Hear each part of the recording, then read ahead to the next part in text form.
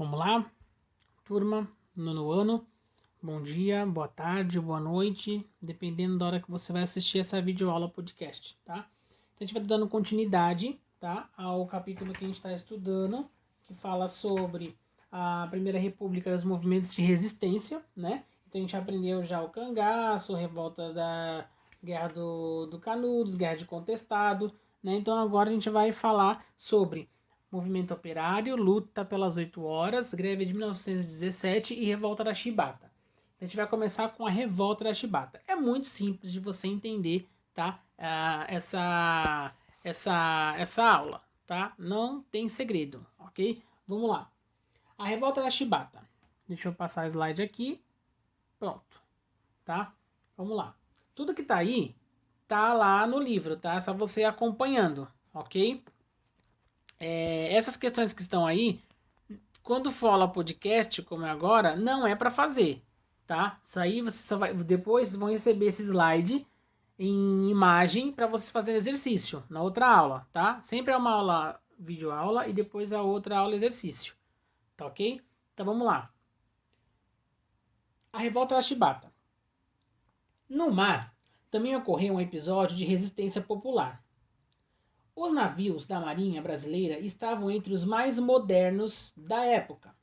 Mas o código disciplinar da Marinha, que tinha dentro dos navios, né, tinha um código entre eles, né, entre os comandantes, que lembrava os tempos da escravidão. Né? Por quê?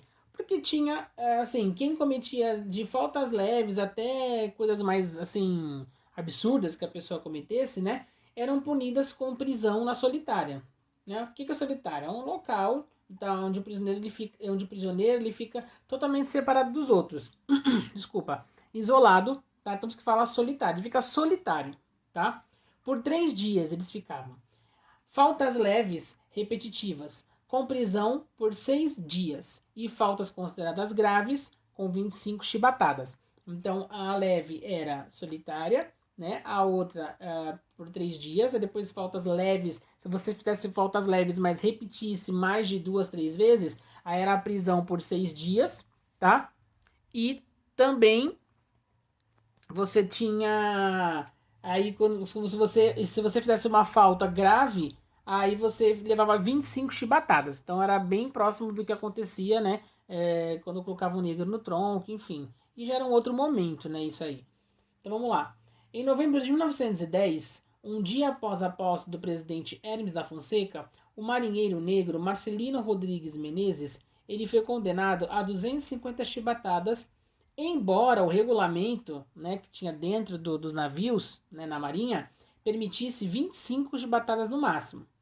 O castigo foi dado no interior de um navio e aos olhos de toda a tripulação. Estou na frente de todos para poder falar, tipo assim, se fizer, vai ser a mesma coisa. Então não faça o que ele fez. Mais ou menos isso, né? Servir como exemplo. Apesar de ter demasiado durante o castigo, né? De ter sido demais o castigo, desculpa, gente, apesar dele ter desmaiado, não foi demasiado, desmaiado durante o castigo, continuou a ser chicoteado. Aí foi o que faltava para o estopim, né, para a explosão da revolta. Através de manobras rápidas, os marinheiros liderados por João Cândido dominaram os oficiais e assumiram o comando dos principais navios de guerra, ancorados no Rio de Janeiro. O Minas Gerais e o São Paulo é o nome dos navios. Apontados seus canhões para a cidade, os rebeldes exigiam o fim do castigo da chibata, o aumento dos soldos e a anistia para os marinheiros rebelados. O que era soldo? Soldo era salário, então eles queriam salários melhores, né? Aumentasse o salário deles, né? Também, que era muito pouco, né? E a anistia era o quê?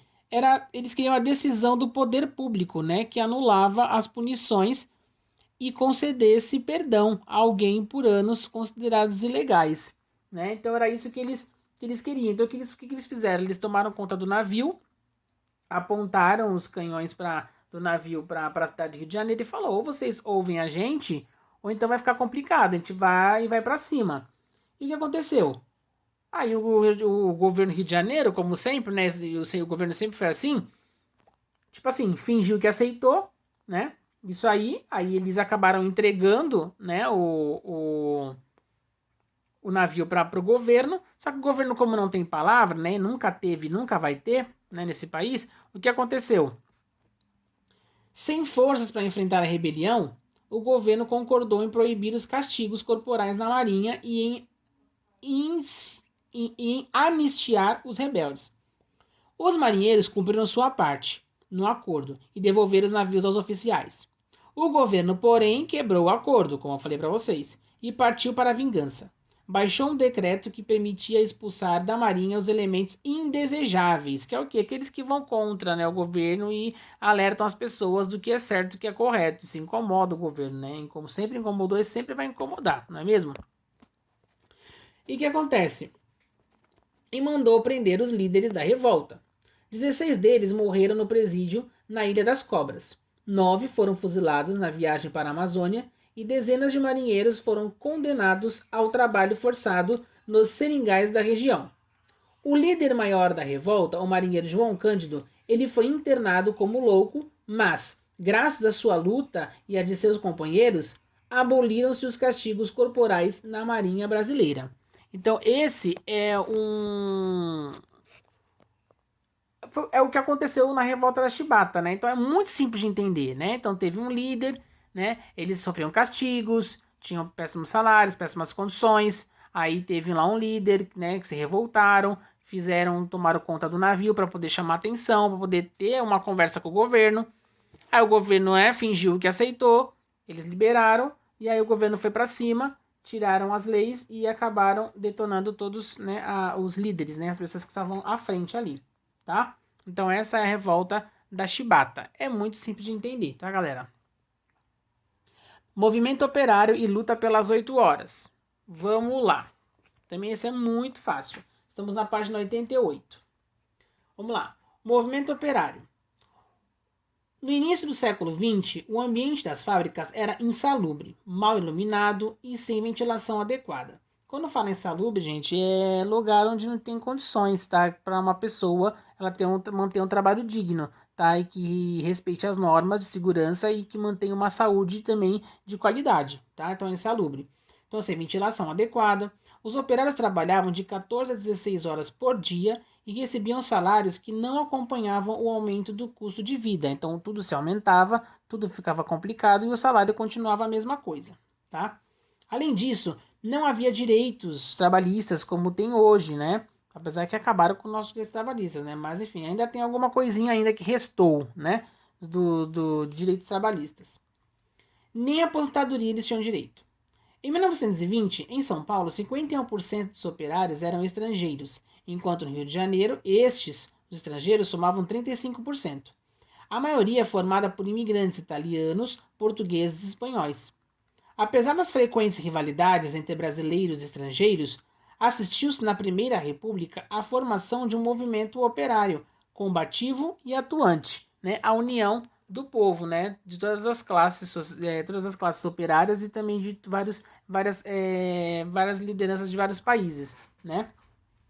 De vários imigrantes. As ideologias do movimento operário. As doutrinas que tinham maior penetração no movimento operário eram a do socialismo e a do anarquismo. Os socialistas fundaram vários partidos políticos, como o Partido Operário. Ele foi criado em 1890, lá na cidade do Rio de Janeiro. E esses partidos eles lutavam por direitos como a jornada de 8 horas e desejavam conquistá-los, sobretudo, por via democrática, né? O que é votando, conversando, né, com todos e que todo mundo concordasse, né? Uma forma democrática, que todo mundo aceitasse, que fosse maioria pelo menos, tá? Já o anarquismo era predominante em São Paulo. Contrários à existência do Estado, então eles não gostavam da questão do governo, de ter Estado, de um Estado mandar em tudo, mandar nas nossas vidas, fazer o que bem entender. Então eles não concordavam com isso, tá? Os anarquistas, eles se negavam a participar das eleições. Eles defendiam a conquista do poder pelos operários por meio da greve geral revolucionária. Então fazer revolução, né? Continuando ali, vamos agora para o título ali em cima, a luta pelas 8 horas. Então é uma luta aí que eles brigavam bastante por 8 horas de trabalho. Vamos lá. No início do século XX, os operários tornaram-se mais atuantes. Em 1916, realizaram no Rio de Janeiro o primeiro Congresso Operário Brasileiro, reunindo trabalhadores de várias partes do Brasil. Lá nesse congresso, gente, foi decidido que no primeiro dia de maio, né, no 1º de maio de 1907, marcaria o início de uma grande campanha pela jornada de 8 horas de trabalho. Então deve ser por isso que é comemorado, né, gente, o dia do trabalho no dia 1º de maio, e como a gente sempre, né, virou um feriado, né, nacional, enfim, para comemorar essas conquistas. Os operários fizeram, então, várias greves naquele ano. A maioria delas foi lá em São Paulo. O governo reagiu reprimindo e prendendo trabalhadores, claro, como sempre, reprimindo quem trabalha e quem briga por direitos naturais, a vida, né, que a gente aprendeu lá no iluminismo, né, vocês aprenderam, lá no 8º ano. Apenas 2 categorias conseguiram conquistar a jornada de 8 horas, os gráficos e os pedreiros. Como resposta a esse movimento grevista, o governo aprovou, em 1907, a Lei Adolfo Gordo, que permitia expulsar do Brasil os imigrantes que participassem de greves.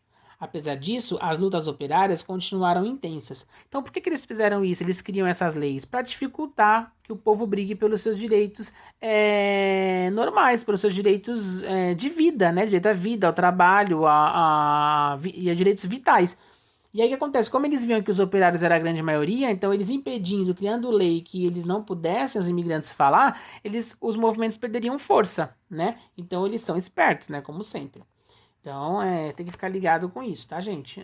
Até os dias de hoje eles também fazem essas mesmas jogadas aí, tá? Os governos. Qualquer governo, todos os governos sempre fazem jogadas, tá?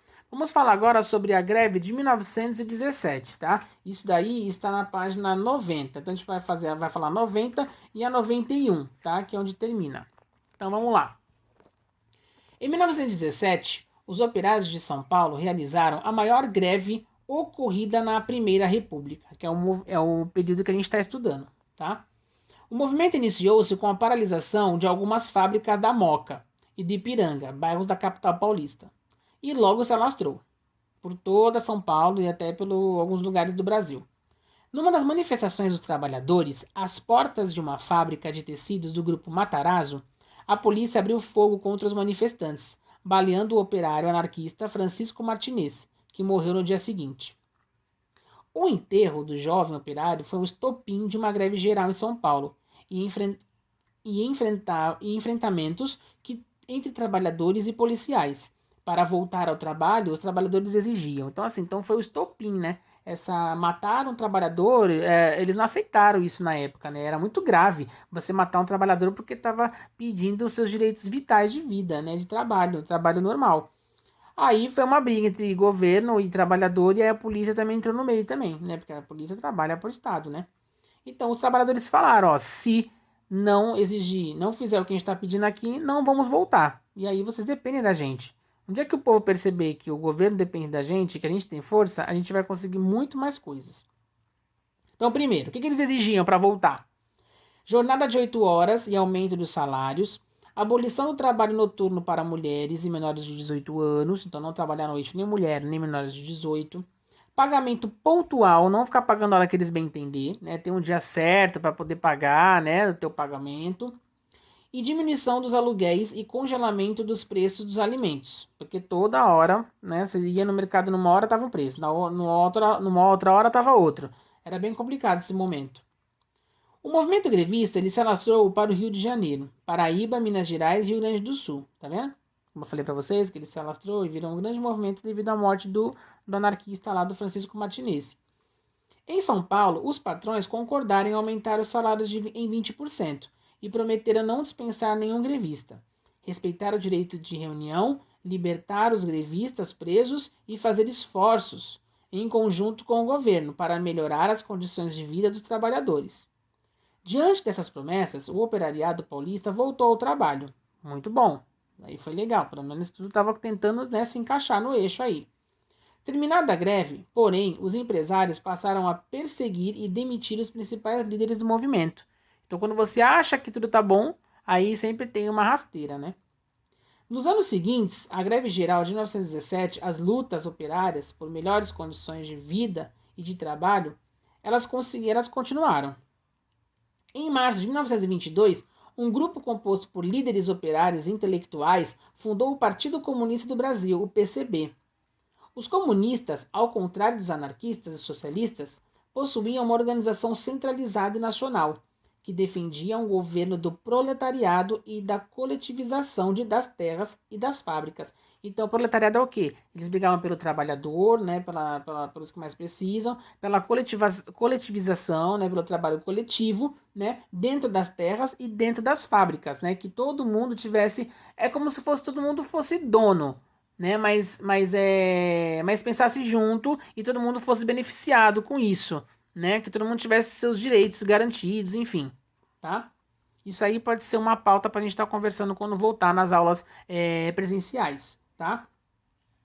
Diferentemente dos anarquistas. Os anarquistas já pensavam diferente, né? Então, os comunistas participavam do processo eleitoral, pois julgavam que esse era um meio legítimo de atuação para a transformação social, né? Então, mesmo eles sendo o outro grupo sendo comunista, eles também concordavam na questão de que o voto, né, legítimo, né, ela seria uma grande chave de mudança, né, uma grande para transformação.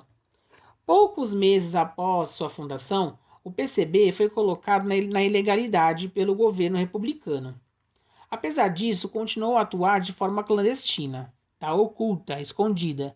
Então, porque assim, tudo é uma questão de interesse, tá, gente? Então, por que eles colocam na ilegalidade? Porque é um grupo que está incomodando e está atrapalhando o que os republicanos pensavam, né? Que pensavam somente no próprio umbigo. Então, se chega alguém para incomodar, a gente tem que acabar com esse incômodo, né? Então, o que acontece? Eles viviam de forma clandestina, nos sindicatos e na imprensa operária. De sua parte, os jornais do patronato passaram a rotular todas as greves como ações comunistas orientadas por Moscou, capital da então União Soviética. Então eles alegavam que tudo que acontecia era questão comunista, que vinha de fora. As autoridades da Primeira República, por sua vez, consideravam o movimento operário como um caso de polícia e reprimiam, invadindo associações operárias e prendendo grevistas. O presidente Arthur Bernardes, da época, no entanto, usou uma outra estratégia para enfraquecer o movimento operário. Lá em 1925, tornou feriado nacional o dia 1º de maio. Com isso, pretendia que os trabalhadores deixassem de ver e usar essa data como dia de resistência e a transformassem em dia de festa.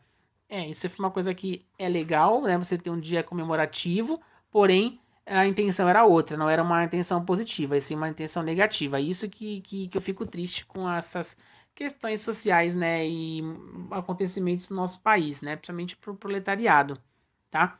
Bom, aí aqui eu quero que vocês só leiam, né, a questão do modernismo, tá? E aí tem uma perguntinha para vocês estarem fazendo, mas assim, a essas perguntas que estão aí no slide não é para fazer no dia da aula podcast, tá? Dia de vídeo é só para vocês escutarem e a explicação.